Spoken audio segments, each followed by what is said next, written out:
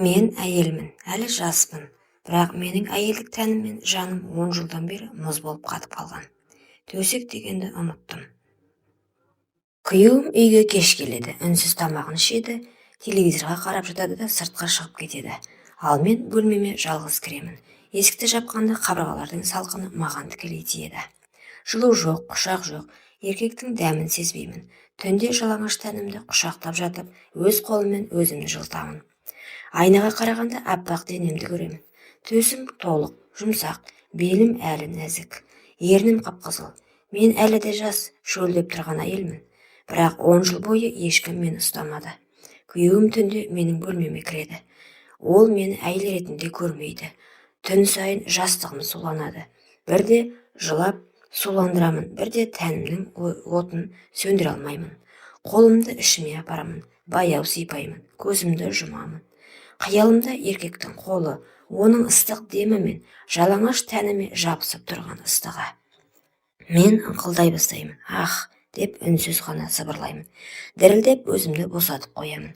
Содан кейін жылап жіберемін. Өйткені мен әлі әйелмін, бірақ мені ешкім құшақтамайды. Күйеуімнің көзінде басқа әйелдің жылуы бар екенін сеземін. Әйел байғұс бәрін сезеді ғой. Ол басқа төсектен, басқа тәннен ләззат алып жүр. Ал мен 10 жылдан бері қатып қалған бөлмеде, қатып қалған төсекте өзімді өзім жұбатумен келемін. Ішімнен сыбырлаймын, мен тірімін, мен әлі әйелмін, бірақ мені ешкім сезбейді. Күйеуімнің маған 10 жыл бойы жоламағанын іштей түсінбей жүрдім. Бірақ бір күні шындықты өз көзіммен көріп қалдым. Түн ортасында ол үйге келмеді. Терезеден қарасам, ауладағы көлігінде бір әйелдің силуэті көрінді. Әйелдің шашы тарқатылып, мойны ашық, ал күйеуімнің басы оның кеудесінде жақын тұр. Жүрегім тоқтап қалғандай болды. Қолымнан жастығым түсіп кетті. Жалаңаш денемді орамалға орап, терезеден қарауды жалғастырдым. Менің күйеуім басқа әйелдің төсін сүйіп отыр. Мен 10 жыл бойы бір сипауды аңсадым, ал ол бөтен әйелдің денесін қалап жүр екен. Ашуым да қызғанышым да өкінішім де бірдей көтерілді. Көзімнен жас парлап шықты, бірақ бойымдағы бір ол кенет қайта тұтанды. Демек, ол басқа әйелдің тәнін сүйеді. Демек, мен әлі де біреуге керекпін. Менің де тәнім бар, менің де әйелмін дедім. Айна алдына барып халатымды шешіп тастадым. Өз тәніме қарадым. Аппақ төсім дірілдеп тұр. Белім әлі де нәзік, бұралған. Ернім қандай қызыл. Ол мені көрмеді, бірақ басқа еркек көреді деп сыбырладым өзіме. Сөйтіп кек алайын дедім. Сол түні ұйықтай алмадым. Қолымды төсіме апарып баяу сипадым. Екінші қолмен төмен түсіріп, денемнің ыстығын сездім. Аузымнан ыңқыл шығып кетті. Мені де біреу осылай ұстаса ғой дедім. Төсегім дірілдеп, тәнім шөлін қандыра алмай жатып, өзімді қинап шықтым. Ал күйеуім сол түні бөтен әйелдің төсегінде менің жанымды өртеп жіберді. Сол сәтте шешімім пісіп жетілді. Мен бұлай өмір сүре алмаймын. Мен де әйелдік бақытымды табамын. Мен де тірі екенімді дәлелдеймін. Таң ата менің көзім ісіп кеткен еді. Түні бойы жылап шыққан едім. Түні бойы өзімді қинап шықтым. Ал күйеуім таңертең кіріп келді. Үстінде бөтен әйелдің иісі. Менің жаным қиналып, қолым қалтырап кетті. Қашанғы өз-өзімді қанағаттандырып жүремін дедім. Мен оның бетіне қарауға батпадым. Ол мені байқамады да, үстелден нан жеп телефонға үңіліп отырды. 10 жыл бойы осы өмірде көндім, бірақ бұдан әрі шыдай алмаймын деп ойладым. Сол сәттен бастап менің қолым қалам іздеді. Қағаз алдым. Қолым дірілдеп, бірақ жүрегімнен шыққан әр сөзді жаздым. Хатым, енеме, мен сізді сыйладым. Осы үйдің бар тәртібін ұстандым. 10 жыл бойы ұлыңыз менің қасыма жатпады. Жатқанмен мені қандыра алмады. Мен әйел болсам да еркектің құшағын көрмедім. Түн сайын жалғыз жаттым. Шөлдеп, жылап, тәнімді құшақтап шықтым. Ал бүгін оның басқа әйелмен болғанын көрдім. Мен бұдан әрі шыдай алмаймын. Менің де жүрегім бар. Менің де тәнім бар. Мен де әйелмін. Мен кетемін. Мені сөкпеңіз. Мен тек өз бақытымды табуға барамын. Хатты жастығымның үстіне қойдым. Орамалға оранып, шашымды тарқатып, айна алдына қайта қарадым. Көзімнің іші жасқа толы болса да, жүзіме бір жалын бітіпті. Мен өзіме іштей уәде бердім. Мен тірімін, мен әлі жаспын. Мен өзімді өлтірмеймін, мен өз бақытымды табамын. Сол сәттен бастап менің жанымда басқа бір күш оянды. Бұл мені еркектің қолы, еркектің дәмі аңсаған әйелдің күші еді. Үйден шыққан күнімде менің жанымда жеңілдік те қорқыныш та болды. Енемнің бөлмесінде қалдырған хат менің соңғы үнсіздігім еді. Ал алда белгісіз, бірақ жүрегімді тарқататын бір әлем бардай сезіндім. Көшеде келе жатып мен өзімді өзгеше сезіндім. 10 жыл бойы тұншыққан әйел енді еркін демалғандай еді. Киімім денеме жабысып, әр қадамымда белімнің қозғалысын өзімде сезетін болдым. Әр жанар маған қадалғандай.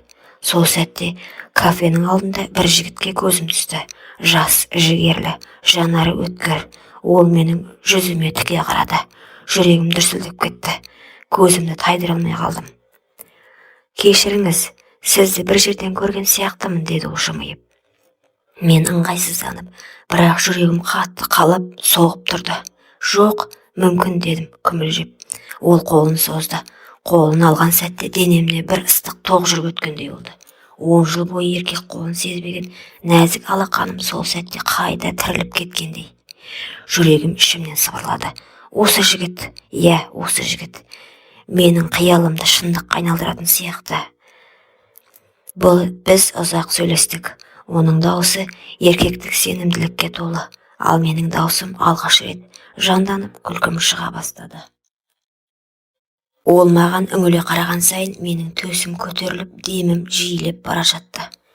Мен жас қыздай ұялып, бірақ әйелдік отыммен жанып тұрдым. Кетерде ол жай ғана сыбырлап айтты. Сізді тағы көргім келіп тұр. Сізде бір сыр бар сияқты, деді. Мен басымды изедім. Ішімде бір от лапылдап, түнге дейін ұйықтай алмадым. Өйткені мен алғаш рет бөтен еркектің жанарынан өзімді әйел сезіндім. Келесі күні кешке ол хабарласты. Дауысы телефоннан естілгенде-ақ жүрегім дір ете түсті. Сізді көргім келеді, қазір, дейді. Көруге келістім. Ішімде толқу, ұялу, бірақ бір тоқтаусыз тартылыс бар. Кешкі саябақта кездестік. Ағаштардың арасынан шыққанда ол маған тіке қарады. Жанары өткір, бірақ жылы. Сіз бүгін әдеттегіден де әдемісіз, деді ол сыбырлап. Мен қызарып кеттім. Жүрегім дүрс-дүрс. Өзімді жас қыздай сезіндім. Ол қолымды ұстады. Қолының ыстығы алақанымнан жан жүрегіме дейін жайылып кетті. 10 жылдан бері алғашқы еркектік жанасу. Мен дірілдеп кеттім. Жігіт менің көзіме ұсақ қарады. Содан соң қолымды білегімнен жоғары сырғатты. Терге тиген әр жанасымды денемді тоғырғандай етті. Сіз мені түсінбейсіз. Мен, дедім сыбырлап, сөз таба алмай. Ол менің сөзімді бөлді. Мен бәрін сеземін. Сіздің жүрегіңізде от бар. Сіздің тәніңіз ұйықтап қалған. Мен соны оятқым келіп тұр, деді. Бұл сөздер менің тұла бойымды өртеп жіберді. Жүрегімнен ыстық ағып, төсім ауырлап, ернім дірілдеп бара жатты. Ол кенет мені құшағына тартып алды. Кеудеме басын тигізді. Оның жүрек дүрсілі құлағыма естіліп тұрды. Ал менің денем қысқарып ыңқылдай бастадым. Ол шашымнан сипап, құлағыма сыбырлады. Сіз осындай нәзіксіз, сізді қалаймын, деді. Сол сәтте оның ерні маңдайыма тиді. Сосын мойныма, сосын ернімнің дәл жанына, кейін екі анарыма. Мен көзімді жұмдым. Жүрегімнен дауыс шықты. Мен енді тоқтай алмаймын. Ол маған еңкейіп ернімнің жанына жақындады. Жүрегім кеудемнен шығып кетердей дүрсілдеп тұрды. Ал менің қолым дірілдеп, белімнен ұстап тұрған оның алақанын ажыратқым келмеді. 10 жылдан бері ешкімнің демін сезбеген менің ернім алғаш рет еркектің ерніне жақындап келе жатты. Сол сәт ол мені құшақтап ернімді басты. Жан дүнием жарылып кеткендей болды. Ерні ыстық, дымқыл, нәзік. Менің ішімде өшкен әйелдік от лап ете түсті. Ыңқылдап жібердім. Ол одан сайын қатты қысты. Тәніміз бір-біріне жабысып кетті. Менің төсім оның кеудесіне тіреліп, дірілдеп тұрды. Ол менің белімнен төмен сырғытып, артымнан ұстай бастады. Менің бүкіл денем еріп бара жатты. Қолым еріксіз оның мойнынан құшақтап, өзімді тарта бердім. Біздің сүйісіміз тоқтамады. Ұзақ, ыстық құмарлыққа толы. Менің тілегім еркімнен асып кетті. Жігіттің ерніне қарсы, ернім өздігінен ашылып, тілдеріміз түйісті. Сол сәтте менің денемнен ыстық діріл тарады. Ол ыңқылдап жіберді. Менің атымды атады. Мен оның құшағында жанып тұрдым. Көзімді ашқанда оның жанары жалындап тұрды. Сізді қатты қалаймын деді. Мен ернімнен тістеп дірілдеп тұрдым. Өзімде сыбырладым. Мен де, сен мені тірілттің дедім. Жігіттің жанарында от бар. Мен 10 жыл бойы көрмеген, аңсаған әйелді жаңартаудай оятқан жігіт. Ол мені қолымнан ұстап бөлмеме алып кірді. Есікті жауып маған тіке қарады. Сол сәтте жүрегім дүрсілдеп қана қоймай, бүкіл денем дірілдеп тұрды. Сіз дайынсыз ба деді ол. Мен көзімді жұмып басымды изедім. Даусым дірілдеп шықты. Иә, мен сені қалаймын. Ол жақындап мені құшақтап сүйіп жіберді. Мен ыңқылдай бердім, тоқтама. Халатым баяу сырғып түсті. 10 жылдан бері жабылып отырған тәнім алғаш рет еркек алдында ашылды. Мен ұялғаныммен оның жанарында құмарлық мені қаймықтырмады. Керісінше, әйелдігімді мақтанышпен сезіндім. Ол менің төсімді қолымен қысып, ернімен сипағанда бүкіл денем шымырлап, ыстық дірілден жарылардай болды. Сен мені тірілттің дедім сыбырлап, көзімнен жас ағып жатып. Ол мені төсегіме жатқызды. Қолдарыма, мойныма, кеудеме тоқтамай әр жерімді сүйді. Менің денем әр жанасуда құмарлықпен өртене түсті. Сол түні мен 10 жыл бойы аңсағанымды алдым. Мен қайтадан әйел болдым. Менің жанымда, тәнімде жанып, шөлін қандырып рахатқа бөленді. Таң атқанда ғана біз бір-бірімізге құшақтасып құлап түстік. Мен оның кеудесіне басымды қойып сыбырладым. Жаңа өмірге қадам басқалы жүргенімді сыртта біреу бізді бақылап тұрғанын білдім. Ал ол менің 10 жыл бойы төсегін суытқан күйеуім еді. Соңғы күндері менің өзгергенімді байқапты. Жүзім нұрланып, көзім жайнап кеткен. Өзге әйелдің құшағында жүрсе де, ішкі түкпірінде бұл әйел тек менікі деген еркектік қызғаныш маза бермепті. Ақыры бір түні артымнан аңдып келді. Мен жігіттің құшағында жатқанмын. Төсек ыстығынан буылып, тәнім мен жаным от болып жатқан шақ. Мен ыңқылдап, оның әр жанасуына иіріп, әйелдігімді толық сезініп жатқанда есік алдынан сықыр естілді. Көзім ілінбеген, бірақ ол бәрін көріп тұрды. Күйеуім. Ол көлеңке арасында тұрып, көзін алмай тістеніп қарады. Менің жай қайымды, жігітіңнің ыстық демін бәрін естіді. Мен бұрын ешқашан оған шықпаған даусымды, ешқашан оған ашылмаған әйелдік сырды бөтен еркектен көрді. Жүрегім шаншып кеткендей болды. Бұл менікі еді. Қалайша ол басқа біреудің құшағында? Мен оны жылдар бойы құшақтамадым, бірақ ол шынымен бақытты болып қалған ба? Оның көзінен жас шығып кетті. Ашу емес, қызғаныш емес, қайғы мен өкіну. Өз қолымен өз әйелін өшіріп, басқа еркектің қолына итеріп берген енді түсінді. Бірақ кері қайтуға кеш еді.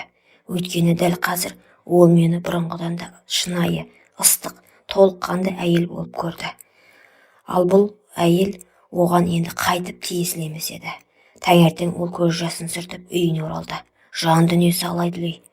Жаңа әйелінің қасында жатса да, құлағына менің ыңқылым, көз алдында менің құштарлыққа толы бейнем келе берді. Бұл оны тірідей өртеген азап еді.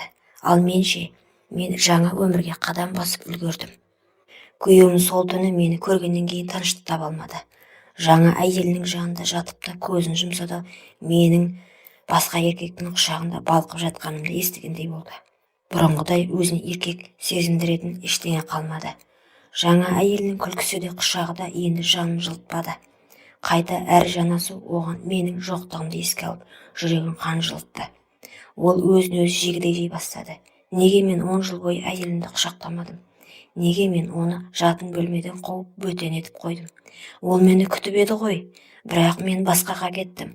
Енді ол басқа еркектікі. Осы ойлар күйеуімді күндіз-түні тынышсыз етті. Ол қызғаныш пен өкінудің ортасында тұншығып жатты. Өзінің кінәсін түсінсе де жоғалтқанын қайтара алмайтынын білген сайын азапқа батып бара жатты. Мені тек төсекте ғана емес, күнделікті өмірде нәзік әйелдей сыйлады. Ол әр күнімді мәнді, әр түнімді ыстық етті. Оның жанында мен өзімді тірі, қалаулы, сүйікті сезіндім. Әр түн біз үшін жан мен тәннің тоғысқан мерекесі. Әр таң біз үшін жаңа бақыттың бастауы. Мен алғаш рет әйел деген сөздің шынайы мағынасын түсіндім. Жүрегім тыныштық тапты. Мен өзімді ешқашан кінәлі сезінбедім. Себебі мен бақытты болуға лайық адаммын. Ал күйеуім ше, ол күннен күнге шөгіп бара жатыр. Жаңа әйелінің қасында жүрсе де көзінде қуаныш қалмады. Менің бейнемнен, менің жан айқайымнан құтыла алмай, бір сәт тыныштық таппады. Бірі отқа өртеніп, қайта туған әйел, бірі өз қолымен бәрін жоғалтып, жалғыз қалған еркек. Бұл тағдырдың әділеті еді. Ол менікі еді. Ол қалайша басқаға кетті? Егер ол менікі болмаса, ешкімге де бақыт сыйламау керек. Түнде біздің есігіміздің алдымызға келді.